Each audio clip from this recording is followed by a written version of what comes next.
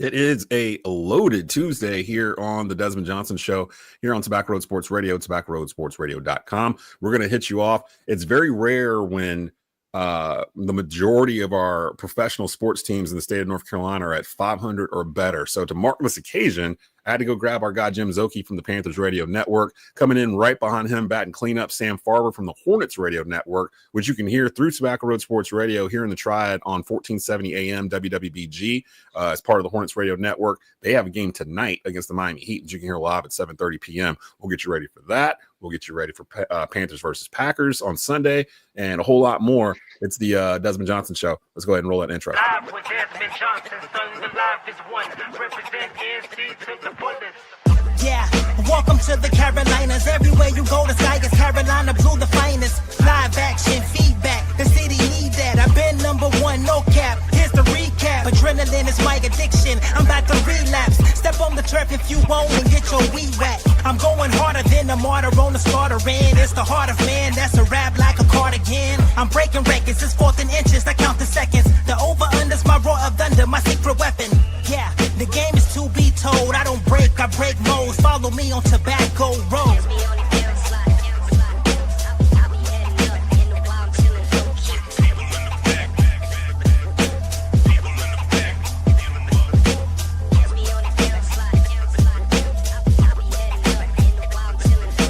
Live with Desmond Johnson, son, the live is one. Represent NC to the fullest. And welcome into the Desmond Johnson Show here, October the 28th, 2025. It's a kind of a dreary Tuesday looking outside, but I think that's all going to clear up by the time we get out of this show today. Today's show brought to you by Nikki Rottweiler at Head Realty Group EXP. Jim Szoke joining us from the Panthers Radio Network. David Glenn with me every other week as he is as my bi-weekly co-host. And DG, I wanted to go around the pro teams in the state of North Carolina right now. I'm sure we've all talked enough about Bill Belichick and Carolina losing and all that good stuff. It's continuing. They haven't won in like 5 weeks or something like that, but we're not going to worry about that right now because we're going to celebrate the good times, even though the Panthers got the brakes beaten off of them on Sunday. At least it was done by what I consider a Super Bowl contender. I actually picked the Bills to win the Super Bowl this year. Jim, what's going on, man? How are you doing? Yeah, Panthers, Hornets. What a time to be alive, guys. Let's Look do at it while us. we can. Yeah, look at us. So let's get into the Panthers here. 4-4. Like if I had asked anyone on this panel back in August, if we got to week 9 of the NFL season and these Carolina Panthers were 4-4 on the season, would you have took that deal? And I'm pretty sure everybody up here would have been like, yes, like absolutely. Yeah. What's the vibe around the team right now, Jim? In terms of, I know it's a tough loss, but they had been stacking some wins the past couple of weeks. It felt like the vibe had started to change in the locker room. Yeah, no, they did some good things in between the 2 blowout losses. That'll be the thing. Can they bounce back like they did from the New England loss when they did rattle off 3 wins in a row with, essentially the halfway point of the season. You don't get a halfway point anymore, but 8 and 9 to go at this point. And I think for the Panthers, they've done, if you said 4-4, that to me should have been, David, an expectation, I think, for this team because of the schedule. Some of the teams they faced early on. Now we hit Buffalo, we saw. We've got Green Bay on the road coming up. So it's hard to predict wins and losses because upsets and things happen every week. But to me, I think 4-4 is probably about what you probably thought and hoped for. And hopefully they can replicate something like that in the second half of the regular season. But I think some good things overall to take away from the first half of the season. You never feel good getting beat the way you did against Buffalo. But I chalk it up to 2 things. It was disappointing to see the way the quarterback play was in that game. We expected more out of that without Bryce Young. The turnovers were huge. Did not see the as good as Buffalo was, #1 running offense in the league. Did not see, as you say, getting the brakes beaten off you in the running game the way that it did because Carolina had been so good in the run defense. That's the kind of thing that does need to travel forward and get back right on track right away. It feels like, Jim, when the Panthers have played in their own weight class, they're 4-2. And the way New England is playing, the way Buffalo is playing, they weren't quite ready for that. What are the things that need to change most when it feels like they are, again, stepping up in weight class? It's tough for anybody to beat the Green Bay Packers right now, but what do you circle most as the keys to at least giving the Panthers a chance in that game? Yeah, I think, the 2 things they did the most critically wrong in the last game, -3 in that giveaway takeaway. You can't do that. And this team needs to be able to control the ball running it, and they've got the backs to do that. We'll see about the offensive line health, but they've got the backs to do it, running backs. And they should have enough, based on the way they've shown in the past against some good running backs, to at least contain the run, keep it in check to some degree. So if you keep the other run reasonable defensively, you take advantage of what you've got with Rico Dowdle and a hot hand of what he's got, and Chuba Hubbard is a 1-2 punch. That and taking care of the football should keep you in contention, whether you win or not, into the fourth quarter of a game like that. I'm glad you mentioned Rico. Jim Szoke joined us from the Panthers radio network, because that seems to be the main thing that the Panthers fan base has been talking about, and that's Rico Dowdle not starting, not getting the same amount of carries as Chuba Hubbard, who's the incumbent running back who got the bag last year after a 1,000-yard season. Thoughts on what the Panthers are doing with that? Because I know Dave Canales is still saying you get a series, you get a series, you get a series, but Jonathan Stewart is my co-host on Believe in Panthers, and if anybody would know how to play in a two-back system, it's him. And I've asked him, is that what? I don't remember that being the way that him and D'Angelo went back and forth, or him and Christian McCaffrey went back and forth. It felt like it was the hot hand. If D'Angelo ran off a 40-yard run, Stu would be like, I know I'm about to come in because my guy's tired. He just ran for 40 yards. So I already know their roles were defined. Do you think that this is more of an issue of Rico and Chuba not having their roles defined by the coaching staff, and that's why they kind of started sputtering in the run game once Chuba returned? I think, I think they had to kind of get Chuba back in there, try to, they basically did a 50-50 split. I mean, a truly alternating series. They beat the Jets. It worked out. It wasn't the biggest rushing day, but it worked out. And then against Buffalo, you fall behind. You have to get away from the run game quite a bit. And they still kind of did that mix. Based on the tea leaves that Coach Canales has given out so far this week, early in the week, it sounds like he's open to the idea of looking at more Rico and Chuba being the second guy. And that doesn't mean Chuba like a benching. It just means instead of 50-50, it's some other percent that favors more to Rico, whether that's a 2-to-1 amount, whatever that is, we'll see. But I think you have to recognize the fact that Rico's averaging, even last week, almost 7 yards per carry, but he only had 8 carries. He's got to be more involved in what he's doing. Chuba, since he's come back, has been about 2.5 yards per carry. Now, he's better than that, and Rico's not going to run for 7 yards per carry the rest of his career. But while you've got the hot hand, I say run it, take advantage of that. He helps out your offensive line because he breaks through more tackles, gets to the line quicker.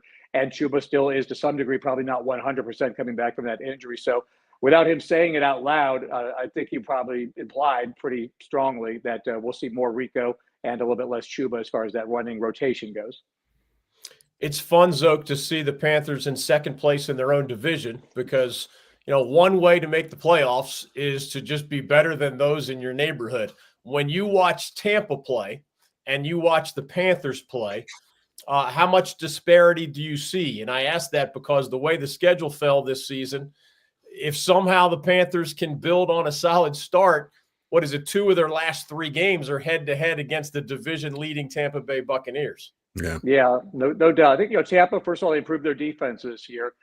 Baker, when he's got some guys healthy and standing around him, is an MVP candidate the way he was playing. But losing Mike Evans again, and we'll see if we even see him again this year. Probably not. Not having Godwin, Bucky, Irving on down the list. Egbuka's been obviously terrific as a rookie right away.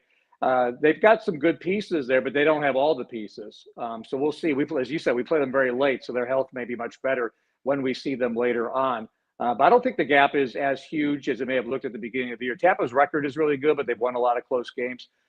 Without Mike Evans, to me, they're not as special. Egbuka is a special player, but they had 2 of those, and that was really going to be hard to cover. Getting Bucky Irving back whenever that happens will be huge for them in the run game. So no doubt Tampa's a little bit more talented. That's the team we would like to be, Carolina. Maybe we're a year away from being that, but I think we could compete, split the series with them towards the end of the year when we get there. Panthers taking on the Green Bay Packers at 1:00 on Fox this Sunday. The Panthers have a chance to get back over 500, get to 5-4, and by doing so, if they can pull it off, it'll be an eye-opening win for the Panthers franchise. Again, Green Bay's 5-1-1. They are at the top or near the top of pretty much every statistical category, offensively and defensively.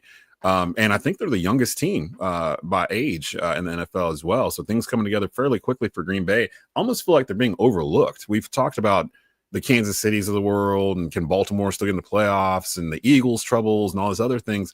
we haven't really talked about Green Bay at all, really, since week 1. Like after that week 1 game, everyone was like, "Oh man, Green Bay's awesome," and then they had that loss like right after, and they just kind of fell off our radar. But they've quietly since then have just won games. They haven't lost any games. What do you think is going to be the key for the Carolina Panthers going up to Lambeau Field to do this?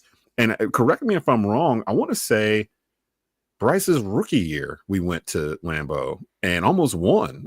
It was like a throw like in the end zone or something late. Like we were in the red zone. Did we go to overtime in that game? It was a really close game. It was snowing. That's why I remember it was snowing at Lambeau. Bryce, it was towards the end of the year where Bryce was starting to get a little looser, and we ended up losing the game, but it wasn't as daunting of a task as we thought when we first went in there. It's still Lambeau, though. Like, what do you think is going to be the main key of the game for the Panthers going into this week for them? And does it matter if it's Bryce Young or Andy Dalton under center? Because we still don't know for sure who's going to be the quarterback. Yeah, I think as we talk, I think the expectation is Bryce will practice. So I think they're very optimistic is all we can say at this point about Sunday. So it's trending that direction for Bryce, I think. But you don't know until you get out on the practice field, see how he reacts to that. But beyond that, I do think he gives you a better chance. I think against Buffalo, you don't have 7 quarterback sacks if it's Bryce out there because he's going to get out of the pocket. He's going to throw the ball away. I would think in that field goal situation right before halftime, Bryce throws that thing into the stands. I'm surprised Andy didn't, but again, just to Bryce, I think he gives you more opportunity to escape the pocket, make things happen. I think like if that Xavier Legette touchdown throw he had against the New York Jets 2 weeks ago, making a freelance play like that, he gives you more opportunity to keep plays alive and keep series alive. So I think that will make a difference having him. And I think back to last year too, the way they played against Philadelphia and Kansas City. Didn't come away with the wins, but played right with those 2 teams, and those were obviously the 2 best teams by the end of the year. So I think I wouldn't overlook the Panthers in a game like this with the talent they've got at running back, with Teterow and McMillan, JT Sanders back with that tight end room. We'll see what we got at the offensive line. But if the defense plays the way, in that brand anyway, of what they were playing prior to this last game against Buffalo, I think this could be a really competitive game because the New England game was honestly mostly on the special teams, even though it was a big number. This was really the first time that the defense really had, a big problem. And again, granted, it's Buffalo. They're really good. Green Bay is super talented too. So we'll see how they do. But I do expect a bounce back to some degree from the defense. Szoke, there's a restaurant in Charlotte that has had fun over the years posting various signs about the Panthers. I don't know if you drive by it. I'm sure you occasionally catch it on social media, if not driving by. Do you have a favorite from this season that made you laugh or you otherwise had a response to? Because it feels like, especially with the Panthers playing solid football, it's less antagonistic than it was for a little while there. Yeah, winning will help with all that stuff. And it's funny, the one up currently this week is the game was so bad, even the Bills fans left early. Was Dilworth Neighborhood Grill. It's actually been a spot for most of my fantasy football drafts when we all get together with the writers and do that. But what's the name of the place? What's the name of it? Dilworth Bar and Grill on Moorhead. Dilworth. It's okay. the same road down the street from the Panthers. Okay. Yeah. Next time I go, I'm gonna have to check them out. Yeah. I had a bonus question for both of you guys before you get out of here. It has nothing to do with the Carolina Panthers because I'm pretty sure I know DG is. I'm pretty sure Jim is. You guys are old school baseball guys for sure. Is Shohei Ohtani the best baseball player you've ever seen in your life? I'm not even a baseball guy, and I'm sitting there like, what happened last night? Like, what? And I'm sitting there reading through it. This dude. Is he the best baseball player you've ever seen? Like, because we've seen some really good baseball players, but I don't think we've ever seen anyone doing what this guy's doing. At this point, the last 8 plate appearances that he's had at Dodger Stadium were home run, walk, home run, double, home run, double, home run. So it's insane. Well, honestly, what he's doing is like AI or something. It doesn't even feel like a human being is doing what he's doing right now. But you can never compare full careers because he's not had a full career. Like, you can't say he's the best player ever. He's the best player I've ever seen. And I don't know all the stats, but I would put him up against any other player as far as what he's done to this point in his career. If you took the greats, Willie Mays, Mickey Mantle, whoever, put them through that amount of time. But then you have to throw in the pitching. And that's the great separator, is that if he focused merely just on pitching, how great he would be. The fact that he pitches so well, obviously famously a week or so ago, the 10 strikeout, shutout, 6 shutout innings that he did on top of hitting the home runs. He hit 3 home runs. It's just like unbelievable. You could focus and excel physically and mentally at both. But DG, I've never seen anybody that could play that well. We've had guys like Bo Jackson, some others, they play multiple sports really well or whatever. But to just take baseball alone as a career, it's like I've never seen anything like that ever. That's what makes these questions kind of hard to answer, right? Like, I played baseball from 5 years old to 24 years old. And the reason I lasted that long was because I was a good left-handed pitcher. And if you're a good lefty, they always invite you back. But I was an average hitter. So when I think of this story, I know how hard it is to try to master your craft in one of those two categories. I mean, I played first base when I wasn't pitching, but I wasn't in the lineup because of my bat. I can tell you that. So the idea that not only in the broad scope, he is this amazing pitcher and this amazing hitter, but that one performance in the playoffs where his pitching performance was something that had almost never been done in baseball history, and his batting performance in the same game was separately something that had almost never been done in baseball history. And he does it in the same game in the postseason. Like, all I can think of is as a little boy reading about how Babe Ruth in the 1920s was on his way to being an elite pitcher, but was such a home run hitter at a time when home runs were harder to come by, that he focused obviously on playing the outfield and being that slugger for the Yankees. There just aren't that many comparisons within baseball, and Szoke's point's well taken. Even if we broaden the conversation, man, it's hard to be great at multiple things in any walk of life, and he's doing it in a combination way that I've never seen before. And it's just, you wonder how long he can do it, how far he can take it, and whether he's about to add, another World Series to his track record. And I'll leave it here with this. We've got Sam Farber coming in from the Hornets Radio Network here next. In the bottom of the ninth inning last night, for those who don't know, it was an 18-inning walk-off Freddie Freeman home run to end the game. Dodgers win 6-5, take a 2-1 series lead in the World Series over the Toronto Blue Jays. Game 4 is tonight, 8 o'clock on Fox. And the bottom of the ninth, Ohtani came up with one out and nobody on base. The game was still tied. This season, Major League Baseball pitchers have issued 5 intentional walks with nobody on base. Every single one of them was to Aaron Judge, and the last of them was in late July. The Blue Jays did not care. They sent them to first base. Jays then caught him stealing. They forced the extra innings. Bottom of the 11th, they did it again. They walked him. In the 13th, they walked him again. They walked him again with nobody on in the 15th. And then in the 17th, the bottom of the 17th, they didn't walk him intentionally, but on 4 straight pitches, he got walked and got sent to first base. So Barry Bonds is the last player I can think of where teams are just like, we're not pitching to you. We're literally like not going to pitch to you. So here, go ahead and take the base or whatever. Shohei's getting there. Well, Shohei's already there. Like, I watch baseball from afar. I watch it in the postseason. Used to be a huge Braves fan when I was a kid back in the 90s. And I'm just sitting there racking my brain. I had to ask you both if I had you on. Have you ever seen anything like this before? Because we've been hearing this from people. We've never seen this before. And now it's like, it's not stopping. It's just everything he's doing is just on and on and on. It's crazy. But Jim, have a great call Sunday with you guys. Panthers Radio Network doing excellent work.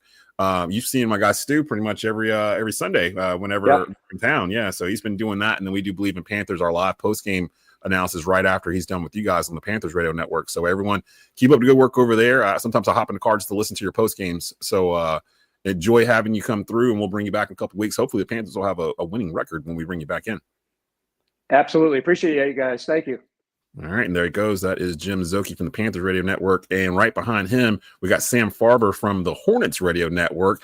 And again, I wanted you both on because it's very rare in North Carolina for our professional sports teams at any point of the season to be at 500 or above. And right now, the Carolina Hurricanes are running the NHL. The Hornets are 3rd in the Eastern Conference. Look at us, Sam. We're 3rd in the Eastern Conference. I know we've only played 3 games, but we'll take it. And the Panthers are 4-4.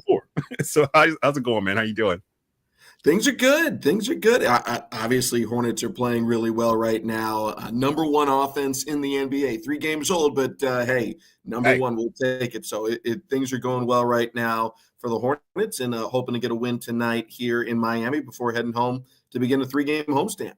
Miami Heat hosting the Charlotte Hornets tonight. Tip off at 7:30. You can catch Sam Farber and the gang on the Hornets Radio Network here in the Triad through Tobacco Road Sports Radio on WWBG 1470 AM. Give me the number one thing from the 3 games you've called so far. What's the biggest difference that you're seeing besides health with the Hornets as opposed to previous years where they feel like they've kind of stumbled getting out of the gate here? Yeah, we haven't even had health technically. I mean, Grant Williams is still working his way back from the ACL, and we just got the word that Brandon Miller has a shoulder subluxation, which is too complicated a thing for me to try and dive into. But it seems to be, it seems to be on the mild end from most of the reports. So he'll be reevaluated. He won't go tonight, but we'll see what they say to us when we get back home next week. To answer your question, I think the biggest thing is LaMelo Ball. I think LaMelo has played terrific basketball, and I think some of it also deserving credit is the supporting cast around him is healthier, and so he is able to tap in to players like Miles Bridges, Con Knipple, Colin Sexton more easily. It spreads the floor more easily, and it's allowed him to just do what he does, just orchestrate this offense to perfection. He's top 10 in the NBA right now in assists. He's top 20 in scoring. He's coming off a triple-double, and he's really doing whatever the moment calls for from the Hornets. I mean, the game in Washington, for instance, it was night 2 of a back-to-back. A lot of young guys. Brandon Miller just had gone down. I don't know if all that, individually or collectively added into it, but the Hornets couldn't shoot the ball in the first half. So LaMelo put the team on his back and scored 20-plus in the first half. Second half, they're doing some renovations there in Washington, D.C., so the floor could be slanted that direction. So the Hornets ended up going downhill in the second half, and all of a sudden everyone can shoot again, and LaMelo just starts throwing dimes everywhere. So he's playing terrific, terrific basketball. He's in his wheelhouse right now, and the Hornets are thriving off of it. Sam, one of the things I've seen in this state is that when more casual fans are pulled into the Hornets story, it's often because a North Carolina-based person, whether Michael Jordan as the owner for a while or Marvin Williams and many other former Tar Heels as great players for the Hornets, are part of the picture. I lead that into the question of Con Knipple. We've gotten to see him in a Duke uniform for a season now. We've got to see him in a Hornets uniform for just a few games. But what have you seen from that young guy on and off the court that maybe justifies using such a very high first-round pick on him? I mean, his maturity is through the roof, and that has more to do with why he is having such an instantaneous impact. He has a real good understanding of what kind of player he is now without going into what kind of player he'll be later on down the road. But he is just playing his role to perfection. He's a floor spacer. He takes advantage of matchups when they're there. He guards his yard. He understands his assignments. He understands, his limitations as a rookie who's 20 years old and doesn't know everything just yet. And so we don't see him going over his skis and throwing crazy passes all the time.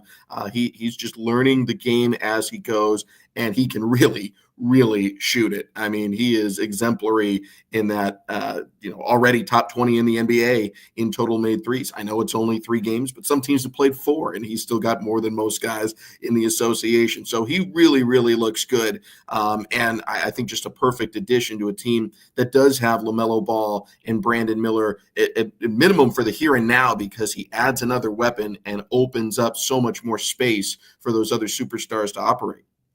Play-by-play for the Hornets Radio Network, Sam Farber joining us here on the Desmond Johnson Show. I'm looking at Con Knipple. Once I got over not getting Cooper Flag, because I felt like all of last year, even when I talked to you towards the end of the year, it was like, okay, this kind of turned into the Cooper Flag sweepstakes. Like, can we get Cooper Flag? He fits a role. It's exactly what they need to stretch for, blah, blah, blah.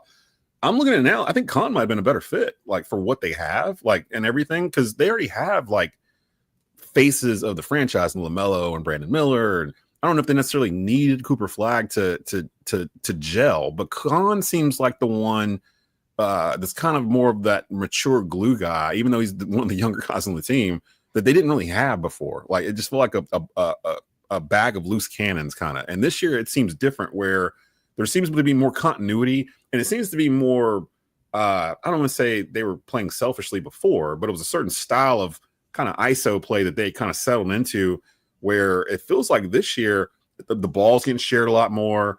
You're not running to these ISO situations a lot. You still might get a LaMelo Ball 3-pointer from the hash mark type deal like the other night against Philly, but he hit that like earlier in the game. Like, so I can't be too upset with him regarding that.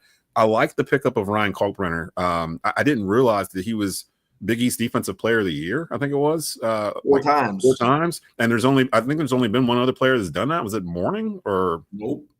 Mutombo? Think bigger. Patrick Ewing. That's the one. Ewing. So to be in the same class as Patrick Ewing defensively should say something about the kid. What are your thoughts about Kalkbrenner and what he's brought to this team? Because that was the one thing they were really missing was a rim protector. And now it feels like they've got a couple of guys that can rotate in that are dedicated to defense down on the baseline. How big of a difference has that made for Charlotte?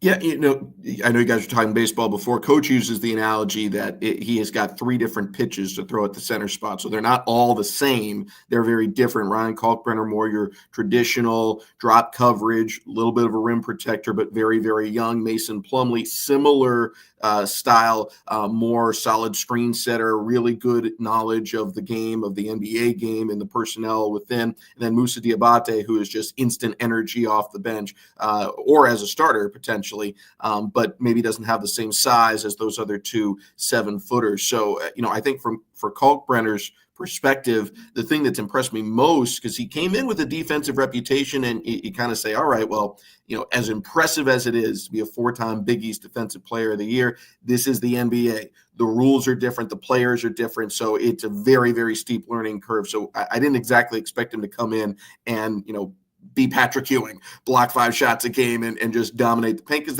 that's hard for anyone to do. Patrick Ewing as a rookie had that as a hard thing to do. But what's impressed me most is his offensive game. He has incredible hands, incredible timing rolling to the basket. He's been a really good option, and he hardly ever misses. I hope I don't jinx him going into tonight, but he's number 1 in the NBA in field goal percentage right now. So it's very impressive to see someone who, again, kind of like Khan, he understands his role. He understands what he's being asked to do. And there will be time with a full off season and, years into the future for him to expand on his game. Maybe he adds the 3-point shot more into his repertoire. Maybe he adds more of a jump shot further away from the basket. But if all he does is what he's done so far, the Hornets have hit pay dirt, because that is a huge addition, a huge amount of depth to that center spot. Sam, what has LaMelo said or done about the fact that he is, of course, in his earlier 20s, a guy who is a centerpiece of the franchise, making $38 million against the cap this year, but he's also a guy who's missed a lot of games. Does he view injuries as flukish? Does he view injuries as something that he can control moving forward? Because obviously the Hornets have to evaluate his availability along with his productivity as they think of the longer-term future. Sure. I mean, I don't hear him talk about it so much. It is flukish. I mean, no one's going out there trying to get injured. No one takes unnecessary risks, certainly not in the regular season, to, put themselves in harm's way unnecessarily, outside of what happens in normal basketball games, football games, baseball games. Like, injuries just happen. It's a fact of life, and it's a fact of sports. And so he has had some rough luck in years past, but I think he's done everything that you can to prepare himself for the season. And I think just, in gaining physical strength, and that's not to say that he wasn't working hard in the weight room. I'm sure he had, as big of a summer in the weight room as he's ever had in his life, but he is not an 18-year-old kid anymore. And so anyone who has gone through the maturation process knows that eventually you get some of those, older man muscles, and, you develop as a human. And so he is doing that. So he physically looks a lot different than he did early in his career. And I think it's going to help having other players, specifically Colin Sexton, to remove some of the playmaking load from his shoulders on a night-to-night basis. So there's really nothing that he can say that's going to dissuade anyone that wants to be a doubter. It's all about what he's going to do, and it's not going to happen after 3 games or even 3 months.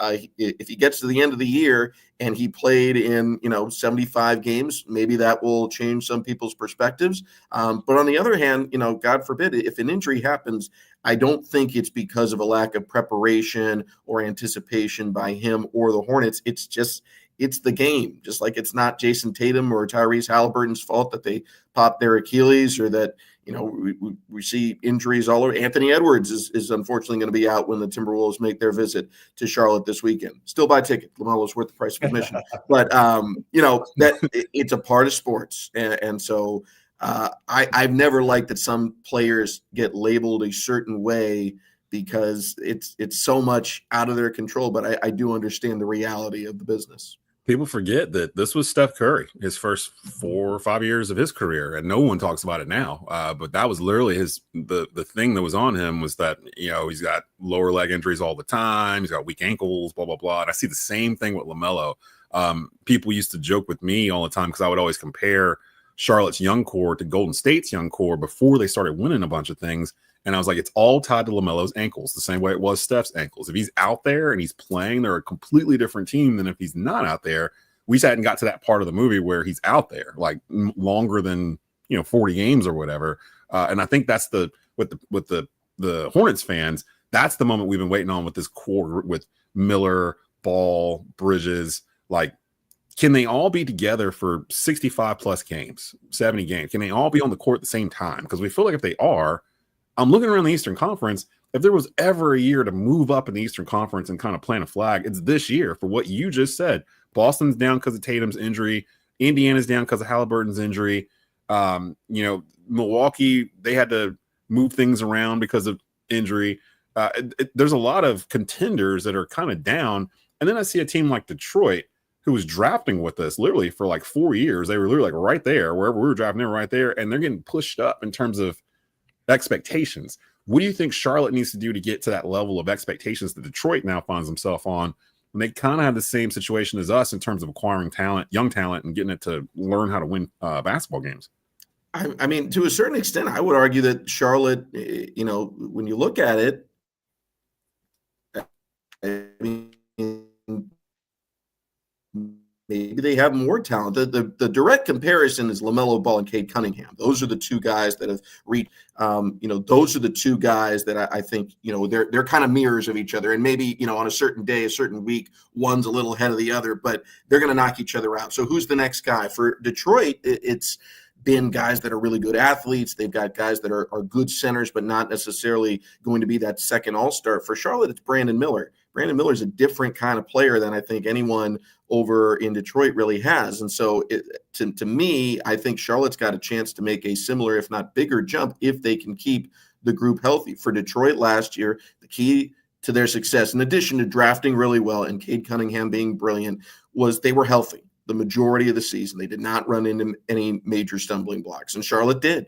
Brandon Miller was out for the season about the midway mark. Trey Mann, Grant Williams went down to early season injuries. Those were really, really difficult to overcome. Mark Williams missed the first couple months of the season. Nick Richards missed a month of the season. So it just piled up, and it becomes too hard for any team to overcome because you're basically pulling up your G League squad, and these are good players, but you're asking them to start now in the NBA and do it every single night. It's not realistic. So Charlotte right now has this gluttony of talent, it seems. And even without Grant Williams and Josh Green, and for the moment, Brandon Miller, they've got the bodies to replace that level of talent. So I think with LaMelo Ball and Brandon Miller, I don't know that the league really understands how good they are. Maybe they do, but they don't think of it that way just yet. And it's on the Hornets to make them think that way. But this is a really dynamic duo in terms of scoring the basketball, their size, their length. They've got the full package, and the sky's the limit for them potentially. There's not that many backcourts that have 2 6'9" guys back there in the NBA. I don't know. If one's supposed to be 6'7". 6'7", 6'7". I don't know what that means, but I don't either. We were just talking about it the other night. DG, you got anything else for Sam? Yeah, Sam. Some of the guys I follow on the NBA beat in the preseason, when they did their power rankings, they would have sometimes 7 or 8 of their top 10 would be Western Conference teams. And obviously, you can reevaluate that as the season goes along. But I wonder, do you believe that implies that the door is cracked, whether for the Hornets or others in the Eastern Conference, to make a run at a playoff bid or just do something that in the Hornets case they haven't done in a while? Do you view the league that way at this very early stage of the regular season? Yeah, I do. I think there's certainly some fluidity at the top of the East because of some significant injuries, and that has hurt Boston significantly. It's going to hurt Indiana. That plus losing their center to Milwaukee. The balance of power in the NBA is determined by superstars, and so guys that have reached All-Star, All-NBA status, or seem to project to reach that one day, that's how you win. Like, you can have the best 5 through 15 roster in the NBA, and that'll probably make you an average squad. But if you want to be a winning squad, you have to have those 1, 2, 3, those top level guys who can get you 20 points every single night and can win you games in clutch time. And I think Charlotte's got a couple of those and a couple of younger players who could potentially rise into that level. And you look around the East, a lot of teams who have had them in the past don't have them available either for the entire season or for the foreseeable future. So that instantly opens the door here for Charlotte to potentially step through it. And it's 3 games into the season. They're 2-1. So that's a good start. Only played 1 home game so far. We'll have a nice homestand coming up Thursday. Orlando Magic coming to town. That's a big matchup. That's a team that, people have high hopes for. Probably one of the few that some of your friends are predicting will have a really strong season in the East. So opportunity there for Charlotte at home. And then over the course of the weekend, Minnesota coming in, Utah coming in, chance for Charlotte to make a statement and hopefully plant their flag solidly above 500 as they await further word on Brandon Miller. So I've thought for a number of years, if healthy, Charlotte was really well positioned to make a significant jump. And unfortunately, they have not been healthy. But the reward for that has been Con Knipple is now here, and Tijan Salan is now here. And, back when it happened, Brandon Miller had arrived. So, that level of talent, I believe strongly that the Hornets drafted really, really well. And now with all that talent together, plus LaMelo, plus Miles Bridges, hopefully the timing is right for them to put the concept into reality. So we're early in the journey, but the year we've been kind of hoping for might be here in terms of actually just seeing all the talent that's been compiled by the Charlotte Hornets front office just play together. And again, from what I've seen, the bits and pieces from what I've heard from the radio calls, the team feels different. Like some of those stars have grown into their roles, are kind of getting more defined, and they've added the right young veteran leadership, I guess is the best way to put it. Because a kid like Zion James, it feels like he's 28, like out there playing, and he brings a defensive bulldog presence that they didn't really have, coming off the bench. We mentioned Ryan Kalkbrenner, Con Knipple. Con Knipple's 20 years old, but it feels like he's a 25-year-old. Has been in the league for 4 years already. Says the right things in the press conferences. Plays the right way. He just does all the little small things that you need somebody to do, and he can shoot. That was one of the things we talked about all of last year that the Hornets had issues with, was shooting. They were in the bottom third of the league in terms of shooting percentage. And now I have to believe, you said they're the number 1 offense in the NBA through the first 3 or 4 games. That shooting percentage has to be much, much better with Con and others on the team. So again, the Hornets take on top 5 in true shooting percentage, and don't forget about Liam McNeely. I mean, Liam McNeely is a first-round pick, another 20-year-old. Team bring him up, yeah. For the moment, he's kind of blocked because Miles Bridges is here and Brandon. There are other guys that are having their opportunities, but Liam in summer league was spectacular. He knows how to play off the ball really well. He's played with Cooper Flagg before. He can do so much, and he is also only 20 years old. So his ceiling is way, way off in the future. I have no doubt he's going to have some big games, and there's going to be some folks saying, well, why the heck weren't we playing that guy before? And look at his team. Grant Williams and Josh Green haven't played a game yet. They're going to play. So you're going to take someone out of the rotation who's currently probably top 20 in the NBA and something through 3 games and say, sorry, Grant Williams is here now. You got it. So this is the right kind of problem to have. I don't even think Josh Green is in their plans. It feels like Josh Green's going to eventually get shipped out because it doesn't even. I don't know where you put him in, and he's a good player too. So it's I see what you're saying. There's not enough. It's a weird problem for the Hornets to have. We're not used to. They have too many players. That's never been the main issue. They got so many players. Josh Green too, because this is a guy who was a big part of the Mavericks finals run. Really good shooter, very good defensive player. So everything Sion James is doing now, Josh Green has done, but he's done in the NBA finals. So that's not to say that that's the change. The coaching staff's got to make this decision, but it's a really hard decision. And it has not been a hard decision. The decision before was, who the heck is left healthy, and how can we plug this in to make it look something like the NBA lineup? What 5 guys do we have we can put a jersey on and get through this game today? Yeah, it's a different feeling altogether. So yeah, we're in a whole different ball game now. Well, me and my wife did go down as one of the perks for being one of the places that puts the Hornets out. We get tickets, so I get to choose like where we want to go. And we went and watched them play Indiana last year, if I'm not mistaken. But again, it was kind of that stretch where a lot of people were hurt. LaMelo was out there, so he was playing, and they won the game. So it was a fun night. It was a Friday night. I want to, next time I'm coming in, I'm probably going to come a little earlier before Christmas. I'm going to reach out to you, see if there's a way for me to see you before we get seated or whatnot. I saw you from the crowd. You were busy. You were getting prepped. You were doing your thing, and then you got to the game. But shout out to Sam and everybody over at the Hornets Radio Network. I imagine just like with the guys over at the Panthers Radio Network, it's a whole lot more fun coming to work when the team's actually competing and winning, as opposed to you don't know who's going to be playing on Sunday or whatever day because of injuries and everything else going on with it. But Sam, have a great call tonight over on the Hornets Radio Network.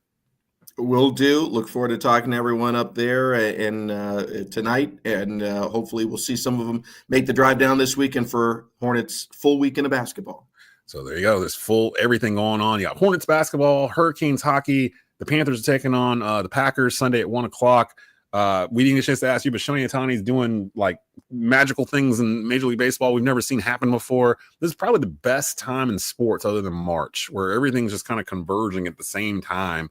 So enjoy it, sports fans. We will be back tomorrow with Mark Pruitt from the Winston-Salem Journal. He'll give us his big 3 high school football games of the week for upcoming Friday. It is the season finale for the regular season, and there's a couple of big ones there that are going to help determine seeding. State playoffs are next week, and college basketball starts November 4th. I think I have an A&T game next Tuesday. It's like the first college basketball game, so we got all that going on too. So for DG, I'm Desmond Johnson. We will see you tomorrow, 12:30 live here on Tobacco Road Sports Radio, tobacco road sports radio.com. Make sure to rate and subscribe to the YouTube channel. We will see you tomorrow.